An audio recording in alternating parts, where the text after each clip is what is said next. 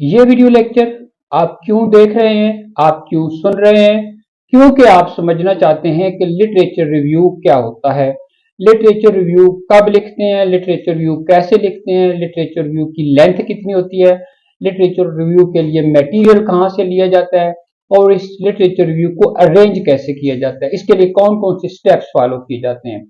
तो ये सब है आपके लिए आज की इस वीडियो में। मेरे साथ जुड़े रहिएगा। मैं हूं professor Mumtaz Ali from university of Chakwal, department of English.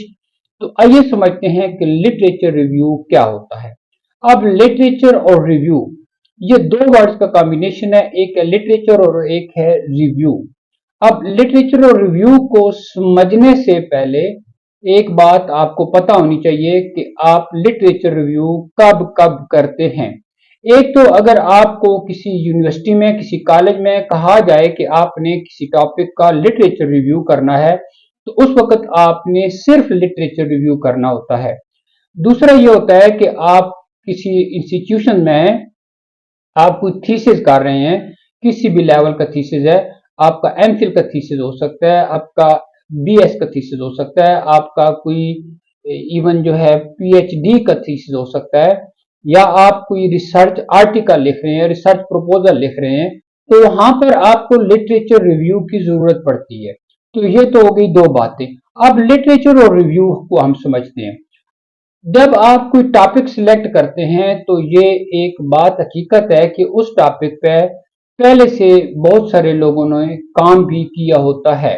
कई दफा ऐसे होता है कि उस पर बहुत सारी स्पेस होती है, लोगों ने काम नहीं किया होता, लेकिन कुछ ऐसे टॉपिक होते हैं कि उन पर ऑलरेडी बहुत से लोगों ने काम किया हुआ होता है। तो जब आपने अपना एक टॉपिक सिलेक्ट कर लिया और उस पर आप रिसर्च करना चाहते हैं, उस पर आप थीसिस लिखना चाहते हैं, कुछ नया देना चाहते हैं, किसी नए एंगल से कुछ चीज पेश करना चाहते हैं, तो फिर आपको ये भी पता होना चाहिए कि आपने एक काम करना है कि समझना है कि आज से पहले इस टॉपिक पर किन किन लोगों ने कब कब कहां कहां कैसे कैसे किन किन डायमेंशन से काम किया है। तो आपके टॉपिक चूज करने से पहले जितने लोगों ने उस टॉपिक की सारी डायमेंशंस को या कुछ डायमेंशन को लेके काम किया होता है, उस सारे काम को लिटरेचर कहते हैं। और उस सारे लिटरेचर को जब आप रिव्यू करते हैं, अब रिव्यू क्या है, उस सारा लिटरेचर आपको पता है, उसको जब आप रिसर्च करेंगे, उसकी रीडिंग करेंगे, फिर एनालाइज करने के बाद राइटिंग करेंगे और नैरो डाउन करके कंक्लूजन देंगे, तो आप कर रहे हैं रिव्यू। तो ये होता है रिव्यू, यानी आप ने जो टॉपिक लिया है, जिस टॉपिक पर आप काम कर रहे हैं, उस पर पहले से हुए हुए तमाम कामों के बारे में जानने को और उनको एनालाइज करने को लिटरेचर रिव्यू कहते हैं। उससे रिलेटेड पास्ट के तमाम नॉलेज को जब एनालाइज करते हैं पढ़ने के बाद, तो उसको कहते हैं लिटरेचर रिव्यू। अब जब लिटरेचर रिव्यू जो है दूसरों के लिखे हुए काम को, उसी टॉपिक से रिलेटेड जो काम है दूसरों के, उनको हम कहते हैं कि ये है आपका लिटरेचर रिव्यू। अब इसमें सबसे पहला स्टेप ये होता है और सबसे इंपॉर्टेंट स्टेप ये होता है, वो होता है कि सर्चिंग। सर्चिंग किसकी? एप्रोप्रिएट लिटरेचर की, रेलेवेंट लिटरेचर की, टू द पॉइंट लिटरेचर की, वैलिड लिटरेचर की। जब आप ये सर्च कर लेते हैं, और इस सर्चिंग के लिए आप कीवर्ड्स के जरिए सर्च कर सकते हैं, आप कोई भी टूल यूज करके इसको सर्च कर सकते हैं। और जब आप सर्च करते हैं तो अब ये बात कि एक रिसर्च जो आपने की है, जो आपने स्टार्ट की है, उसके लिए जो लिटरेचर रिव्यू आप करें, तो फिर उसके लिए आप कितने आर्टिकल पढ़ें। अगर तो आप किसी यूनिवर्सिटी या कॉलेज के स्टूडेंट हैं और आपको जस्ट कहा गया है कि आप 3 से 4 आर्टिकल पढ़ के लिटरेचर रिव्यू करें, तो वो भी आप कर सकते हैं। फिर कई दफा ऐसे होता है कि आप कोई थीसिस कर रहे हैं किसी लेवल का, तो आप 30 से 40 आर्टिकल भी पढ़ सकते हैं। और या ये होता है कि आप 50 से 60, 70 से 100 आर्टिकल भी पढ़ सकते हैं, उनको चूज कर सकते हैं। अब ये डिपेंड करता है, ये कोई ऑब्जेक्टिव चीज नहीं है, ये सब्जेक्टिव है। ये वेरी करता है person to person, research to research, topic to topic, और जो लोग रिसर्च कर रहे हैं उन पर डिपेंड करता है कि वो कितने आर्टिकल पढ़ सकते हैं। अब ये लिटरेचर रिव्यू जो है, अमूमन इसके ये सिर्फ ये नहीं है कि आपने जो पहले से काम किए हुए हैं उनको देखकर और उसको लिख देते होते हैं। ये इससे कुछ ज्यादा का एक प्रोसेस होता है और इसमें पहले वाले कामों को जस्ट समराइज भी नहीं करना होता, कुछ एनालिटिकल लेके आगे बढ़ना होता है। और इसमें हम जो एग्जिस्टिंग रिसर्च होती है उसमें जो यानी ऑलरेडी जो काम हो चुके होते हैं उसकी जो रेलिवेंट थीरीज हैं, उसकी जो मेथडोलॉजीज हैं, उनके अंदर जो गैप्स हैं उन सबको आइडेंटिफाई करते हैं, ताकि इस ये सारा लेके ना तो जो आप काम कर रहे हैं उस पर फोकस करके तो उससे रिलेट करें इस सारे काम को। ये होता है आपका लिटरेचर रिव्यू। अब जब आप लिटरेचर रिव्यू लिखते हैं, अगर आपने सिर्फ लिटरेचर रिव्यू लिखना है, आपको कहा गया है, आपको असाइन किया गया है ये काम कि आपने लिटरेचर रिव्यू किसी टॉपिक का करना है, तो उसके लिए यह है कि आपने जो पर्पज ऑफ लिटरेचर रिव्यू एक पॉइंट होगा, फिर उसके अंदर होगा आपका रिसर्च क्वेश्चन या रिसर्च स्टेटमेंट जो होगी, ये दूसरी बात होगी, फिर की फाइंडिंग्स होंगी और आखिर में जो उसकी सिग्निफिकेंट या मेन कंक्लूजन होगा। ये जस्ट होता है इसके लिए आपके लिटरेचर रिव्यू के लिए, अगर आपने सिर्फ लिटरेचर रिव्यू करना है। लेकिन अगर आप स्टूडेंट हैं किसी लेवल के और आपने एक बहुत बड़े लेवल का एक थीसिस करना है, तो उसमें जो लिटरेचर रिव्यू करेंगे उसके लिए आपको लिटरेचर रिव्यू के 3 पार्ट्स ध्यान में रखने जरूरी हैं। जिनमें पहला पार्ट होता है इंट्रोडक्शन, दूसरा पार्ट होता है आपका बॉडी ऑफ लिटरेचर रिव्यू और थर्ड होता है कंक्लूजन ऑफ लिटरेचर रिव्यू। तो इंट्रोडक्शन के बारे में याद रखिए, क्योंकि इंट्रोडक्शन का मतलब ये होता है कि तारफ करा रहे हैं आप किसी चीज का, तो उसके अंदर आपने ये बताना होता है कि ये जो टॉपिक है, ये जो आप सर्च कर रहे हैं, आपका ये टॉपिक वर्थ सर्चिंग क्यों है, ये इंपॉर्टेंट क्यों, इस पर सर्च क्यों आप कर रहे हैं, आया ये इसकी कोई वैल्यू है कि आप सर्च कर रहे हैं। फिर उसके अंदर जो जनरल टॉपिक के रिलेटेड जो इश्यूज हैं, जो एरियाज ऑफ कंसर्न हैं, वो आपने बयान करने होते हैं। फिर जो मेन टर्म्स हैं, की कंसेप्ट है उसके अंदर, उनको अपनी एक्सप्लेनेशन उनकी देनी होती है। रेलेवेंट बैकग्राउंड इंफॉर्मेशन आप देंगे इंट्रोडक्शन में और अपने टॉपिक की इंपॉर्टेंस बताएंगे और वाइडर एक जो स्पेक्ट्रम होता है उसके अंदर आपका ये जो थीसिस है ये कैसे फिट आता है। और फिर ये जो एम और पर्पज आपकी जो लिटरेचर रिव्यू है, इसका एम क्या है, आप इस पर्पज क्या है, आप क्या करना चाहते हैं, इसका स्कोप क्या होगा, ये जो आप लिटरेचर रिव्यू करने जा रहे हैं। फिर उस सब्जेक्ट का आपने ओवरव्यू करना होता है। और ये सारा इंट्रोडक्शन जो होता है ना, ये भी मेन बात याद रखिएगा कि इस सारे लिटरेचर रिव्यू में जो इंपॉर्टेंट है वो आपका टॉपिक है।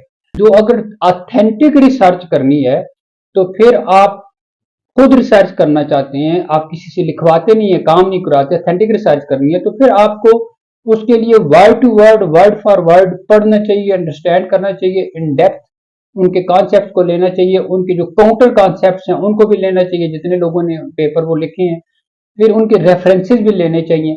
अब उनको जस्ट समराइज नहीं करना होता।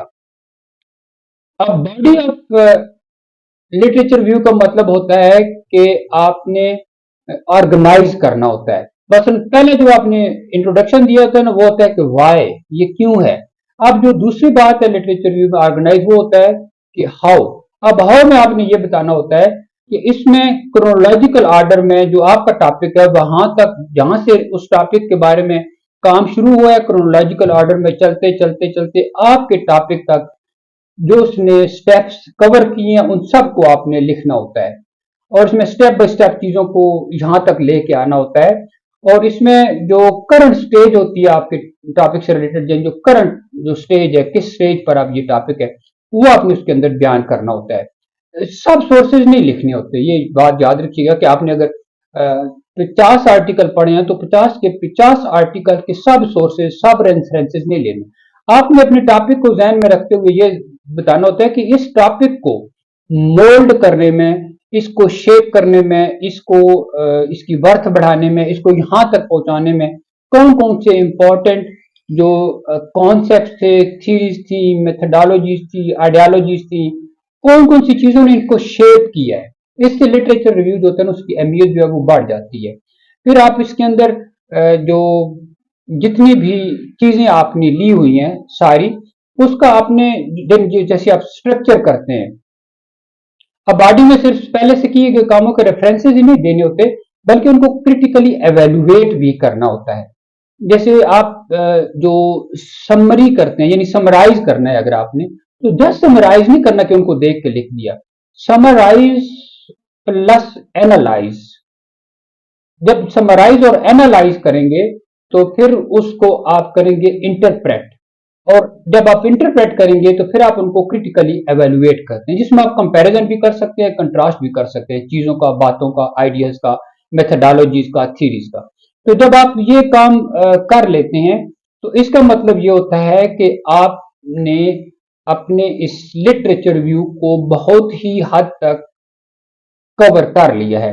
अब ये अपेरेंटली बड़ा इजी लगता है, लेकिन ये थोड़ा टेक्निकल होता है, और इसको बंदा ऑथेंटिक वे में तभी कर सकता है जब बंदा कोई खुद इसको, इसके बारे में कॉन्शियस होता है, और बड़ी इसके जितने भी आर्टिकल आपने चूज किए हुए उनको जो उनकी स्किमिंग स्कैनिंग के अलावा उनकी इंटेंसिव रीडिंग करनी होती है, इन डेप्थ रीडिंग करनी होती है, जेन्युइन रीडिंग करनी होती है, स्कॉलरली रीडिंग करनी होती है, एकेडमिक रीडिंग करनी होती है, तब आप जाके ये काम कर सकते हैं। और ये बॉडी में आपने ये बताना होता है कि ये जितना सारा कुछ सिलसिला चलता आ रहा है इस टॉपिक से रिलेटेड, वो चलते चलते यहां तक आ गया है कि ये सारा अब पीछे खड़ा होगा और मेरा टॉपिक जो है वो फोकस में आ जाएगा। और एक कॉन्सेप्ट होता है नैरो डाउन। आपने सारे सिस्टम को, सारे कॉन्सेप्ट को, सारी चीजों को नैरो डाउन करते करते अपने टॉपिक तक आ जाना है। जब आप अपने टॉपिक तक आ जाएंगे तो इसका मतलब यह है कि आप सक्सेसफुल हैं लिटरेचर रिव्यू करने में। अब आपका जो बॉडी ऑफ लिटरेचर रिव्यू है वो हो गया है कंप्लीट। फिर होता है कंक्लूजन।